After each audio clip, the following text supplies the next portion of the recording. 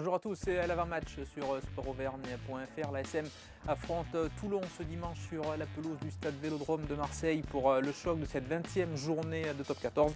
Et pour cette rencontre forcément particulière, le staff clermontois a décidé d'opérer 8 changements par rapport à l'équipe qui a débuté la semaine passée face à Bordeaux-Bègles. Et pour analyser cette compo d'équipe, nous accueillons Valérie Lefort de la rédaction des sports. Salut Valérie. Bonjour.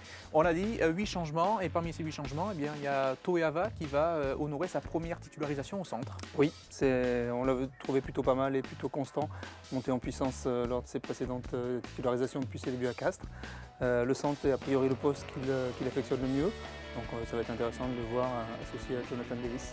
Dans ce 15 de départ, on s'aperçoit aussi que Van der Merwe a été aligné en deuxième ligne, préféré notamment à Paul Gédrasiak. C'est l'expérience qui a compté là Oui, on peut le prendre comme ça, et puis bon, il y a aussi un turnover, hein, c'est assez logique. C'est vrai que Van der Merwe, on ne l'a pas encore vu au niveau où on l'espère. Même s'il a été en progrès effectivement contre Toulouse et aussi à Castres. Donc voilà, ça peut être intéressant. Puis peut-être le fait de jouer contre d'anciens collègues des Springboks comme Vermeulen ou Abana, ça va peut-être lui donner le déclic. Voilà, on espère qu'il va pouvoir monter en puissance. On voit aussi quand même que dans cette compo d'équipe, il y a certains cadres qui reviennent, je pense notamment à Morgan Parra ou Noah Nakaitasi à l'aile. Oui, Morgan Parra pour un match de cette importance, ça paraît logique et normal qu'il soit titulaire. Noah aussi, qui a fait de très bons matchs depuis un mois, il marche un peu sur l'eau. Et puis Guir a été tellement mauvais aussi à Bordeaux, donc ça paraît logique.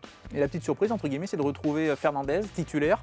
Il va disputer son premier gros match sous les couleurs clermontoises. C'est bien, il va passer lui sur une forme un peu au révélateur, donc il n'a pas été mauvais à Bordeaux. Là c'est la marche au-dessus, donc dans un stade avec 60 000 personnes. Donc ça va être intéressant de voir comment il va s'en sortir dans un tel contexte. Un petit mot sur le banc des remplaçants, où on retrouve Benjamin Kaiser qui fait son grand retour dans le groupe ce week-end. Oui, c'était blessé au plancher orbital à Castres il y a 5 semaines. Donc là il revient, il passe par la case de remplaçant, c'est logique. Et donc ça va être intéressant de voir comment il va se présenter pour les semaines à venir. Puis c'est un banc intéressant où il y a aussi il y a à la fois des jeunes, de l'expérience, et avec 5 joueurs sur 8 qui sont issus du centre de formation. C'est pas mal, de la formation locale. Parfait, très bien. Merci beaucoup Valérie d'avoir analysé cette compo d'équipe en notre compagnie. Quant à nous, on se retrouve donc demain dès la fin de la rencontre pour l'après-match. Merci beaucoup, bonne fin de journée, au revoir.